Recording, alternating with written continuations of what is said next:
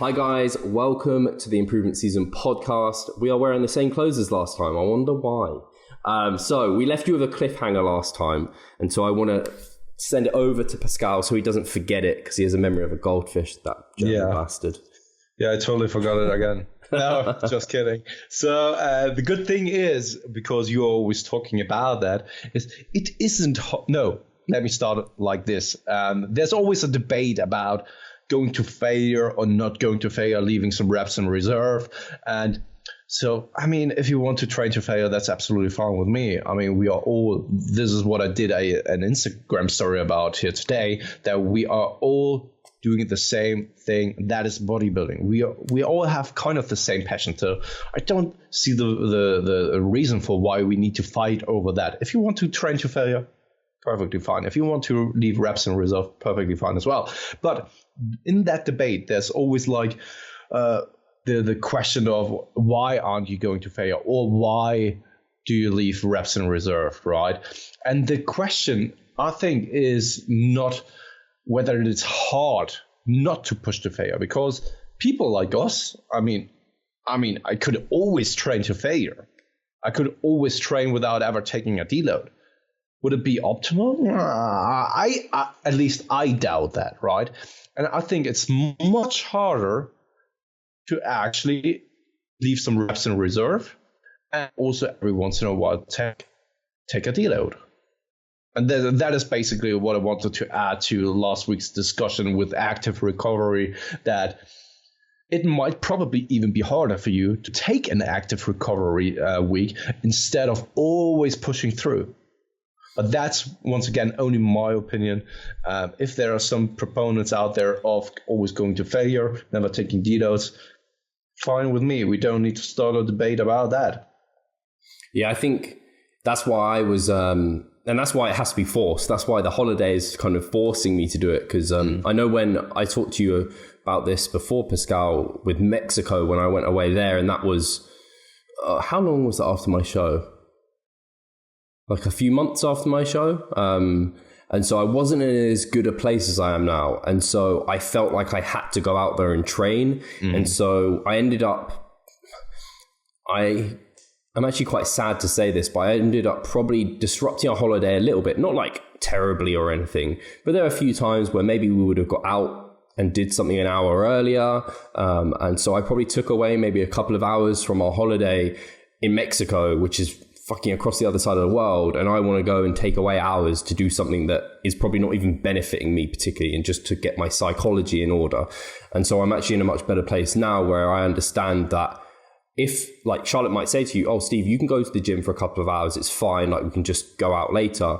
I would actually now be in the position of, actually, Charlotte, that's not reasonable. We're on holiday. Like, I can go to the gym when I'm back. There's no need for me to go. It actually isn't even like a worthwhile, it's nowhere near a worthwhile trade-off.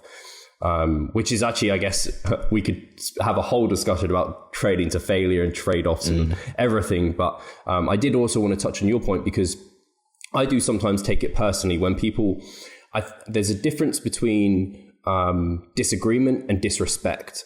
Some people disagree with training methodologies, which I'm absolutely okay with. Hey, I have people that I have disagreements with. AJ Morris is someone, I know he'll listen to this. We disagree on some things. That's fine. He doesn't disrespect me. And that's the problem I have, is when people, they disagree, but also then lead to disrespect. And that's when it's not cool, because that's not worthwhile. That's just bollocks. Like, there's people who are so dogmatic that they have to go to the point of disagreeing and disrespecting. So like you said, we're all fucking bodybuilders. We all want the same end product. If I see AJ doing something that is getting him results, fucking all for it. That's awesome. It might not be how I go about things, but that's just a disagreement. It's fine. We all, like you said, everything comes down to the fundamental basics eventually. So that's why you should all just be one happy family, essentially. But these disagreements always turn into disrespect, and that's when it becomes a bit frustrating to see. And so I'm no psychologist, obviously, and I would love to know the reasoning why people get so hung up in their way and their beliefs. And I don't know, why people fall into that dogmatic kind of scheme and behavior in that respect. Maybe it is because they are investing some time into something, and because of that, they also are emotionally invested to that. And when someone comes around and is actually talking about that in a maybe kind of negative way or maybe kind of critical way, that people get personally offended by it because they realize maybe it wasn't the best thing for me to do and I wasted just 2 years. I don't think that this is really the case, because when you're training and your training protocol and nutrition and sleep and everything is kind of solid and fundamentally in check, I think that you are still making amazing progress, probably, right? And these minute details are really what it is, minute details. We can actually then try to discuss and whether it is good or not to do that. And I think it also comes always down to personal preferences, to lifestyle, to the training in it for itself. So then fighting about it is absolutely the wrong way to go about it. I think a constructive discussion around things, explaining your beliefs and your stance on the matter, perfectly fine. And maybe you can find a consensus, maybe not, but you don't have to bitch about it, basically, right? We are not at Jersey Shore or something. It's like it does become playground stuff, and I think it's entering into the bodybuilding and training specifically world, but we all know it happens in the diet world, where like there's keto camps and then there's carnivore diet camps, which are, I don't know if they're the same thing really, but they're very similar. And then you just have all the high carb camps, low carb camps, whatever it might be. And they just end up, it all comes down to you're in a calorie deficit. Come on, guys. Like, just if you want to do that, fine, do that.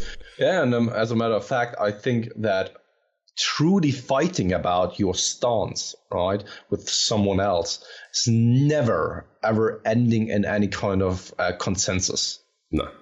A discussion, yes, when you are listening to what the other has to say and you are able then to actually explain your beliefs and your stance, maybe you'll find a consensus and maybe not, but you go separate ways with a disagreement or with a respectful disagreement, right? And I think everyone can relate to that. Everyone was in a fight at some point with a different person. And when you're just, I don't know, like saying fucked up things to the other person, probably didn't really help the cause, right? I mean, probably you didn't end up in like shaking hands afterwards or hugging yourself, giving not yourself, but each other a kiss or something, right? When it's getting really nasty, it's getting emotional, and emotional discussions and emotional fights never end up well. Yeah, it furthers the other person's position when you start attacking it in a disrespectful way. I think disagreeing, again, like I said, I think that's fine. And like you said, like we all have that with friends.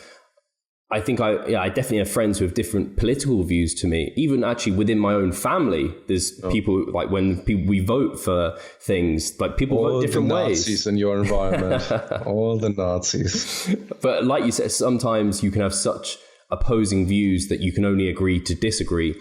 And we even see this, like some of the people we would probably call like almost like mentors, like Mike Israel, Eric Helms, they have slight disagreements, but they understand one another's position and they accept that you can get results with both because, well, you can see it because it both comes down to the fundamentals.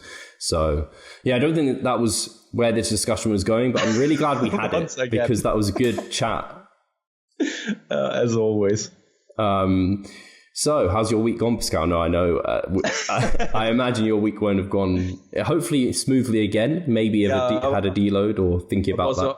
The entire week I was on the toilet ever since we recorded the last one. But, so, you know how it was then. Lots of diarrhea. Gut health. And, gut health problems. So, this podcast, we wanted to talk about something that came up in our group, actually, which was to do with having kind of, someone posted in, they wanted to achieve a certain type of physique, and they asked, is this realistic, I guess, or how long would it take to get to this physique? And there was a huge amount of discussion surrounding that. People saying absolutely not, this person's on like steroids. I didn't read every single comment. So yeah, people posting in and asking whether it was realistic, and kind of, I don't think the discussion just kind of went the wrong way a little bit, but it was really fruitful overall.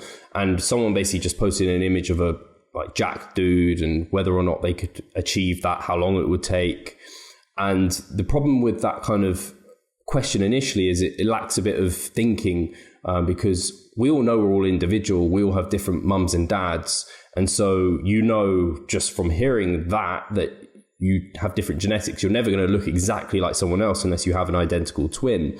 And then are you going to look like that individual person? You have to think about muscle insertions. You have to think about like what's your genetic potential in terms of total like muscle mass? What's your height? How long have you been training? How long have they been training? What's your environment like? Because you might only be able to train 3 days per week max. Maybe that's not enough to achieve those results.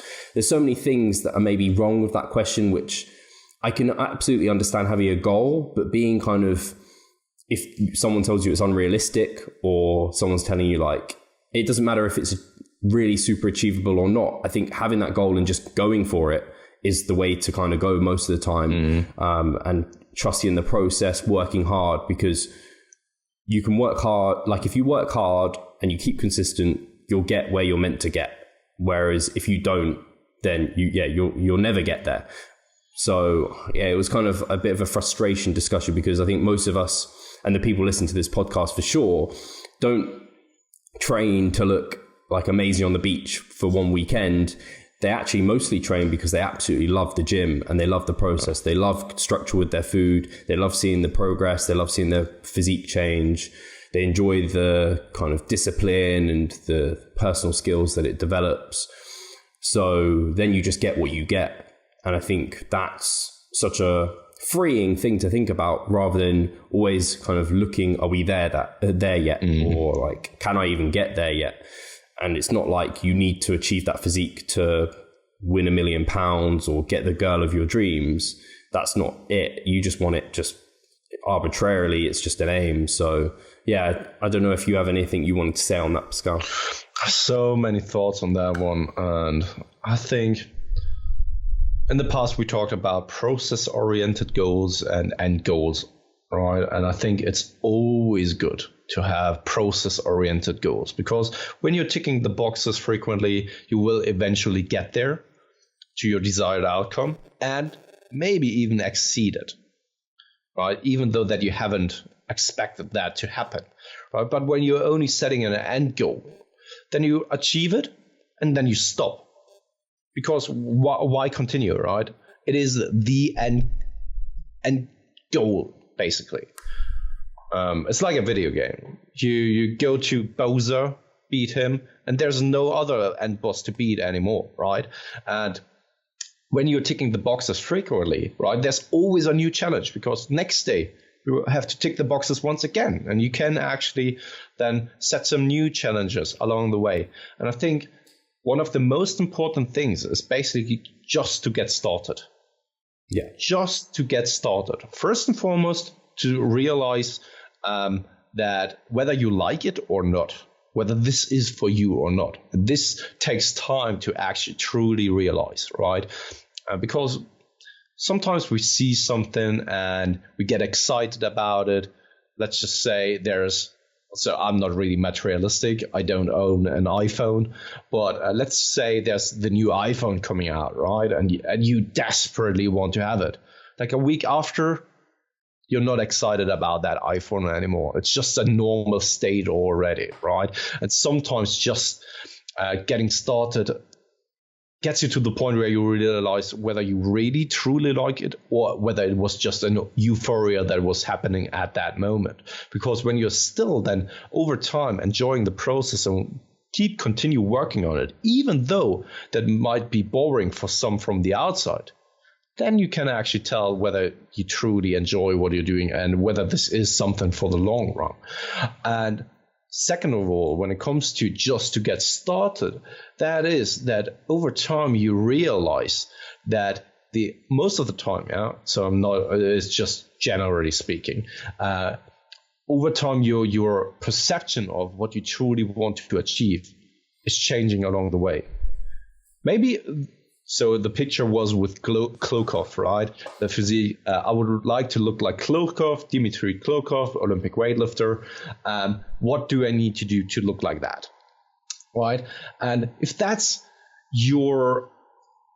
what got you into that at first, perfectly fine. Perfect. There's a motivator that actually got you into that and made you work out and stuff, right? But over time, hopefully it changes, because the end goal isn't anymore to look like Dmitry Klokov, but the end goal is just to get better and better and better, and that there isn't a ceiling anymore. And this is happening to some people, that they get started due to some kind of motivator that got them into that. Just to give another example, you see it sometimes with people who simply want to lose some weight. They never trained before, never were interested in that, but they were told that maybe it's the best idea to actually then get to their dream body, right? And during the time frame of actually investing some time over the time frame of weeks, months, maybe even already a year, they get to used to it, and they start to love the actual process and not having that end goal anymore in front of them. And I think that's why it's so important just to get started, to have these two aspects in mind. Yeah, I think what I think this really relates well to is sometimes you see people compete maybe for the wrong reasons, like doing a bodybuilding show. And I think sometimes that can be a goal, but it's when people are like, I'm just doing the show to win and get like social media followers and get likes, because as soon as they don't win, which could quite easily happen, they then are going to have hated everything they've just done. Whereas the people who focus on the enjoyment of the process, the lessons, seeing their physique change, they're going to focus so much better because they're enjoying the process, and they're actually probably be more likely to win. It could be the same individual. One could just be focused on the outcome of winning, whereas someone else could be focused on doing the processes and loving them each and every day. And I think that second person or that second mindset is going to see a better end result. And I think this relates actually to the last episode when we talked about kind of assessing progress. And it's kind of, well, if you're just focusing on the process and doing everything, you're doing your job, like you're ticking over, you're like signing in 9 to 5, getting that work done, then by the end of the year, you're going to get your paycheck. Whereas if you keep focusing on that paycheck instead of focusing on doing your job, then you may not ever get that paycheck because you might not actually do what needs to be done. Definitely focusing on the process is just ultimately a massive part of our job as online coaches. Is we make sure our clients are doing that, because they are filling out a spreadsheet with their nutrition, with their sleep, with their energy levels, with their training. So that is so much the process that they have to follow to get to their eventual goals. And they're less so focusing on kind of, how am I now? They're not taking photos and sending them every single day or well, they might do in peak week, but they're not doing it that frequently, because in peak week, that end goal is at the end of the week, whereas most of the time it's years down the line. So it's not worth checking in that often. So yeah, I think it's like, I think a common thing people think about is like achieving a 6-pack. And once I've got that, I'll be happy. But you realize once you have got that, it's not enough and you always want more. And I think that's fine because you've gone through that period. But if you achieve that 6-pack and you expect happiness and you don't have it, and that just sets you down into a spiral, that's when it's a concern. So I think it is an element of realizing that you just have to do what you can and you'll get what you can. You can't cheat the process. Yeah, it transitions over. It's a really good transition to the topic I wanted to talk about, and that is genetics, because it came up in the discussion as well. That I said it myself, right? That if you want to get to that point and you don't want to invest decades, then you should have proper genetics to actually get there quicker than most other people. And I brought up the example of John Meadows. He trains since the age of 13, right? And he finally first got his pro card, IFB pro card, in 2015. And see, he says himself that he's not genetically blessed and not genetically made for his desired outcomes and goals of being an IFBB pro, but he stuck with it because he loved the process. He loved to actually, try to get there, right? It could have never happened, but he still wanted to try, right? And this is something some people have to realize, that maybe you aren't genetically blessed, but that doesn't mean that you can't really build an amazing physique and can't really achieve something great. Maybe the perception has changed over the last decades, what is possible in a realistic time span, simply also because of all these transformation pictures online that are just also then photoshopped and stuff. Man, I was working in that business. I know what is possible in regards to Photoshop, and these transformation pictures are not even that much photoshopped. I mean, I did some crazy things, and this is just kind of a novice who is using Photoshop just a little, right? And this is already creating an illusion of an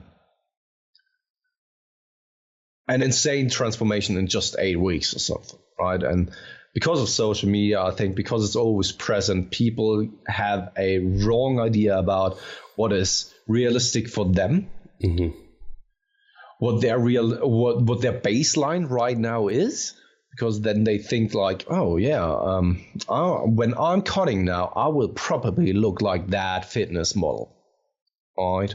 Because it's all about just cutting down and get to a certain body fat percentage to reveal all the muscles I've built for over the last 6 months, right? And that's most of the time not the case, but because of that misperception that is constantly out there, right?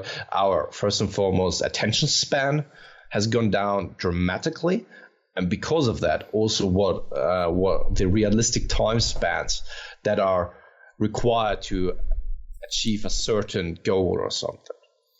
Yeah, I think something that I love the sport of bodybuilding, and anyone listening, just physique development in general, is because it is a process of delayed gratification. You don't get it immediately. It takes a long time. And I've had friends in the past who were very high achievers, and they do really well at things immediately. They're very smart at school. They're good at sports. And so they did really well. They're in the good teams and they got great grades. But with the gym, that isn't something that they got immediate results from. You have to put in the time and effort consistently over years to eventually look great. And that they didn't want to do that because there is no instant gratification. Maybe as a newbie, you get a little bit, but past that, you have to get into the process. Otherwise, you'll never be your best. And like you said, on social media and the transformations and everything, we have to remind ourselves that we love extremes, and we love, and the social media posts that do really well are the ones where we see the freaks and we see the genetic elite. And these are the people that have big social media followings. So you're already getting a bit of a blinded view because you're not seeing the average. You're not seeing the low, poor genetics. Because sometimes I think I've got lower than average genetics. I've definitely had that mindset before. But then I'll somehow see, and this is very rare, I'll see someone who I'm like, man, like they've been training for years and they've been putting in the work and effort, and they still don't have a great physique. And I'm like, oh, Steve, you're an asshole. Like, you don't have that bad genetics. And I think sometimes we like to think of ourselves as having poorer genetics than we do. And like, we always like to think that like we give ourselves too much of an easy ride, because in fact, you just need to do more. You just need to work harder. You just need to be more consistent. You just need to put in more time and effort, and eventually you'll get better. Because I know I've had, years ago, I used to think, I wasn't sure about Matt Ogus, for example, whether he was natty or not. And I know there was loads of debate, and there probably still is loads of debate. But over like the last 3 years, I was just like, of course he's natural, because I'd realized over training more time that my physique was still improving. And I was like, oh, this is realistic because he's been training such and such amount of time. And so, yeah, I think it's just a great thing to have a think about, in that, like, you don't know, you don't see average. in social media, and there's very few people that are sharing sort of average progress, and that isn't something that is the most viewed thing on social media because it's just not sexy. Oh, absolutely. It's funny enough because I think we both listened to the Elon Musk podcast on Joe Rogan. I'm like 25 minutes in. I need to listen to the rest. But he talked about Instagram as well, and that people are only capturing moments and putting only the best of themselves online. And you hardly ever see people who are posting or are fully transparent of what is going on in their life. Like even the negative occurrences in their life, they are turning into something positive for themselves. I don't want to actually jump on that one too drastically, but something like, I don't know, a celebrity gets into a car accident and posts something online that she's lying in a hospital setting, right? And she gets millions of clicks and millions of posts and comments of, I wish you all the best and stuff, right? I think on one hand, I think that is lovely, that there's an interaction and that people are so kind of connected with each other, right? I don't see, so not everything is bad at all, I think, right? When it comes to social media, I don't want to actually paint that picture. But on the other hand, even the worst situations for them are positive, right? Because they get something out of it. And that is probably not the case with the people who have subpar genetics, for example. They don't post every single day like they have a, I don't know, fat belly or something, right? Or that they have a hard time gaining muscle. Maybe they post it once. Maybe it gets a good response. Oh, thank you for your honesty. Thank you. Finally, someone said it, right? Because I feel the same way. But yeah, I don't know. It's basically, it's also what Elon Musk said. It's basically they knew what they were doing when they posted it up, and they were expecting a certain reaction of the audience. And yeah, I think that, I don't know. I don't even know where I want to go down to with that, or with what I want to say. But yeah, social media is just, everything is kind of predictable there, or at least most of it. And when it's transparent, it sometimes is not because it was also intentionally set up that way to get a certain response. Yeah, I think it's really hard because even for myself, I don't want to put up like a shitty picture. So like you pose purposely for a good picture. So I completely see that it would never, like, the thing is, I think it's the expectations. People kind of expect it almost to be transparent, or they think it's real life, whereas really it's never going to be real life. It's never going to be transparent. So that's how people should view it, rather than the platform's never going to change that, because you're not going to put up shitty pictures. You're always going to try and get the best picture. So yeah, I mean, the only point I have in addition was thinking about myself and maybe thinking about some other people I know and probably some of our listeners and things. And if I was to be realistic about me as a bodybuilder, like my passion is to compete. My goal isn't like, I don't have a hard goal of I want to be pro. I don't have that in my mind because I don't know whether it's realistic for me. And I don't think, if I look at myself, I'm got the best genetics for bodybuilding or great shape or structure, and like it's something I should be doing. It's more of it, and I just want to do it, and I just want to go and compete. And if I can be competitive, that's a bonus, and that's awesome. And if there weren't people like me and some of the listeners and other people who are like me doing that, then there wouldn't be a sport. If it was all just the best of the best, there'd just be hardly anyone doing it. So we need other people to be doing it, and those are the people that do love the process, and that's okay.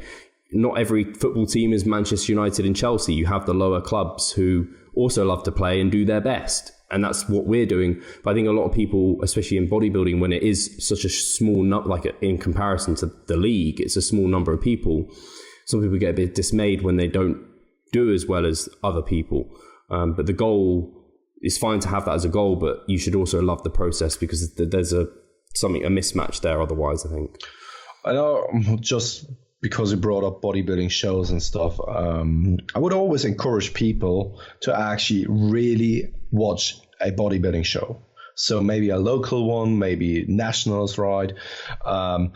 Because you will see that there are people competing that aren't looking like all the Instagram accounts there are, right? And even those are sometimes not looking the way they do online, right? No. But I mean, you see it all the time, that there are people where you're just asking yourself, wow, what is he doing on a bodybuilding stage? But on the other hand, you need to give him props, because he wanted that and he just did it, right? And if someone like, I don't know, the guy who posted that thing on Instagram, on Facebook, maybe it was because there was an external pressure on him where he thinks that this is the way I need to look to be successful in life, in all kind of areas. And every once in a while, maybe something like this, going to a bodybuilding show, look at some competitors there. You wouldn't really expect to see them on a stage, but they are still doing that, and not because they want to show off their physique, but because they simply maybe love the sport, and they also wanted to step on stage at some time, right? And I know it also for myself that every once in a while I don't like to post pictures of myself online, simply because I don't think, when I compare myself with other people on the Instagram, I think like I look like shit, and I'm not even I don't even like my body composition at all when I'm looking at it in the mirror myself. Maybe it is also influenced by the decades of being on the years on social media, right? Watching over time the physique's getting better and better, and it's crazy because there's the comparison of what is it called again? Wolverine? What was it called again? Oh, yeah. Hugh Jackman, from the first X-Men movie and the latest Wolverine movie. The physique. Like, right now, he's looking actually crazy. Like, really, really good, right? And the first movie is just like, you can't show a guy like that topless in the movie. He's looking like shit, right? Because our perception has changed so drastically what a good physique is actually looking like to what it was like 10 years ago, right? Thus, there's so much more pressure on ourselves to look a certain way nowadays. And once again, I don't know where I want to go with that, but I don't know if you have anything to say on that one. It's reminded me, I don't know where I saw the post, but there was, I think it was like Mrs. America or something, and the physique, like, I don't know how many years that's been going, maybe 100 years or something, and like with the first Miss America, and like every 10 years that progressed, and slowly but surely she's got kind of slimmer, bigger boobs, more more muscular butt, and like abs, and like now she looks like a bikini or figure athlete.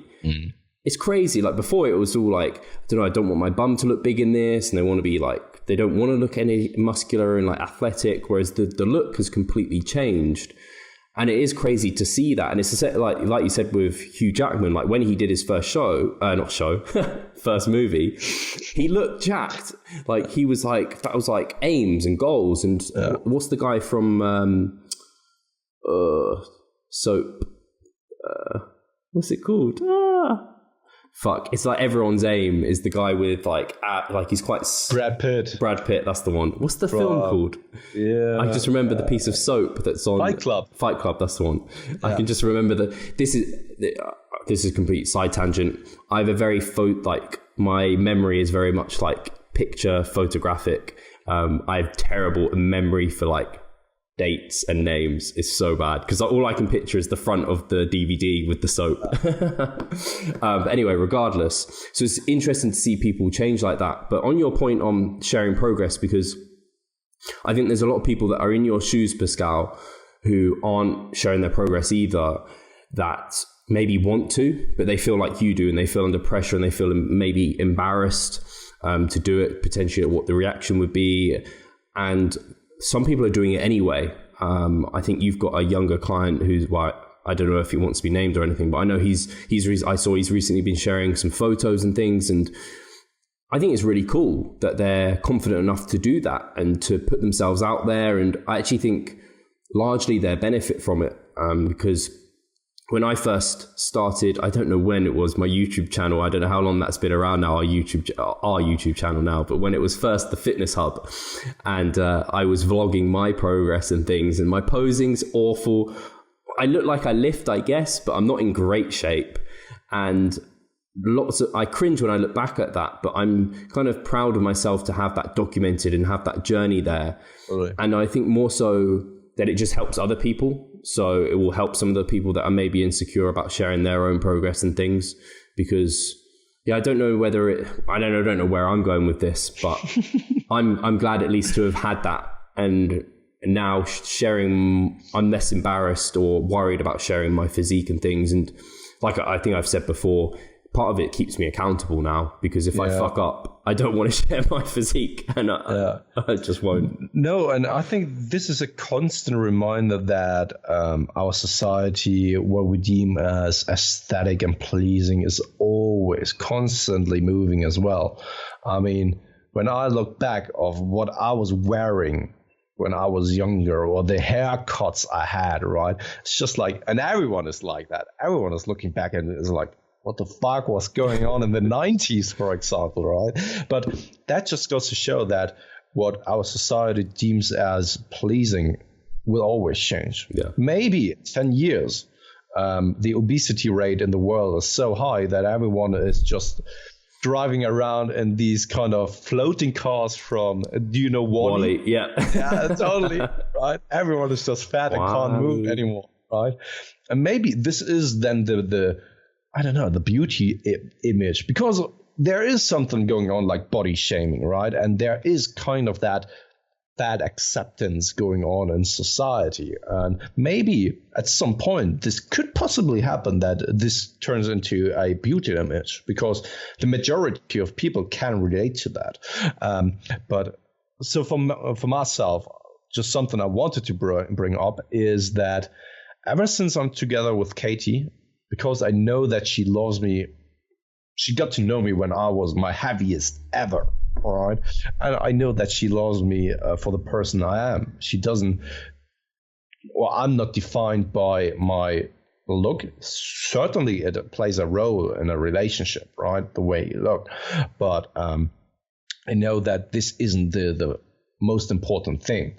And that just helped me massively going into that cut, because I was under so little pressure to go in and be successful in that, because now it was really truly only for me anymore.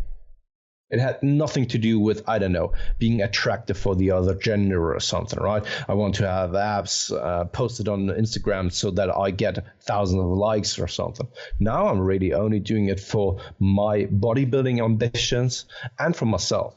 And that's why it's so freeing for me, because I know that there is one person that where it's really important for me, at least, I want to look good for. But other than that, it's not really important at all.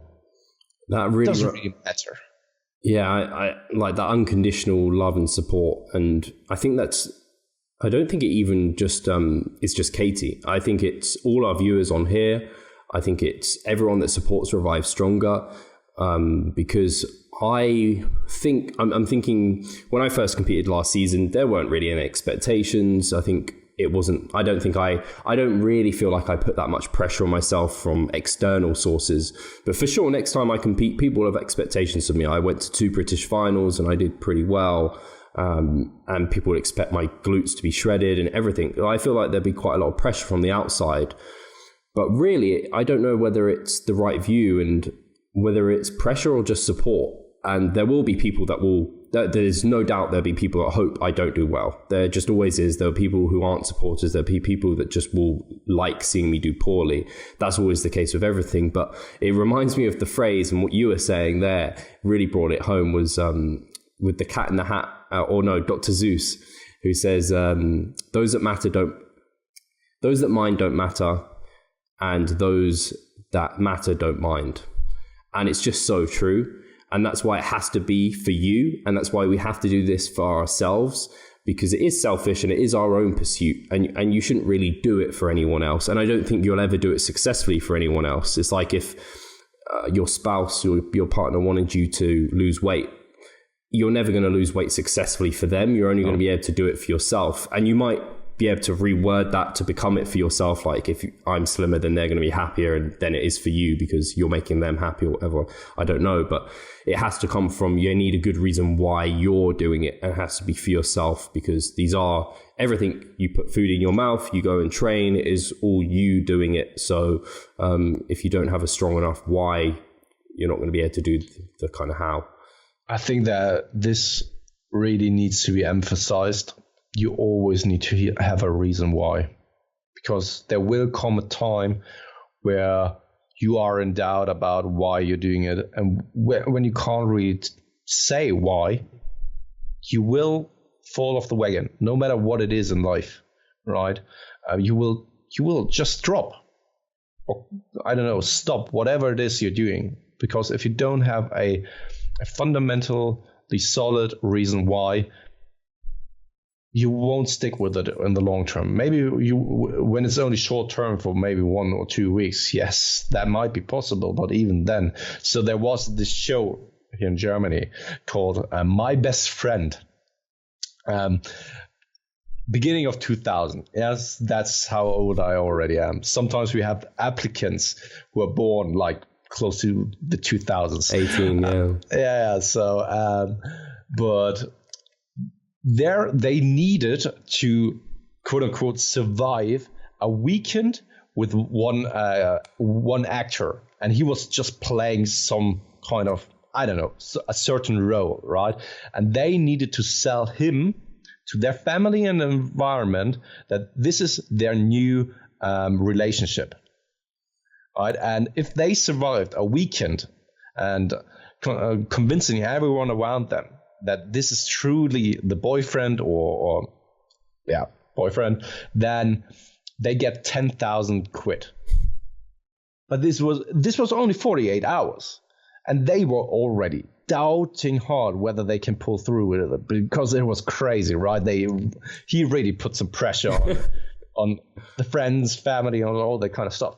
And they had an incentive, and they would easily have dropped really quickly at the first chance if there wasn't a strong incentive, the strong reason why they are doing that. And that's the same for example, bodybuilders.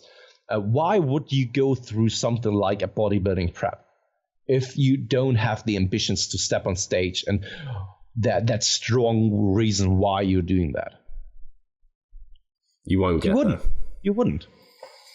No, I think it's completely true. And I think I've said it before, but you're probably the same as me, Pascal. When I have a bodybuilding client, I'm always interested. And I feel bad sometimes asking, but I shouldn't really. I'd be like, so can I ask why you want to compete?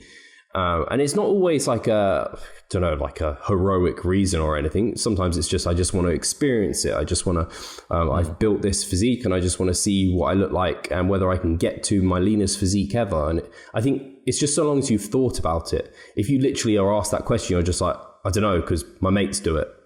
That's just not good enough. It needs to come from you. I think that's what we're trying to say, isn't it? Yeah.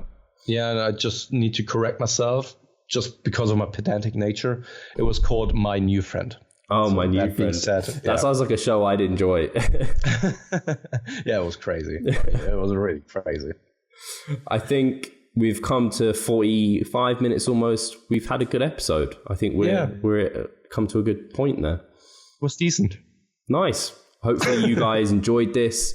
Love to hear your reasons why. Give those in the comments below. That would be really interesting to hear. If you do compete or you want to look better naked, that would be great to hear. Be cool to hear those. So we'll catch you in another week.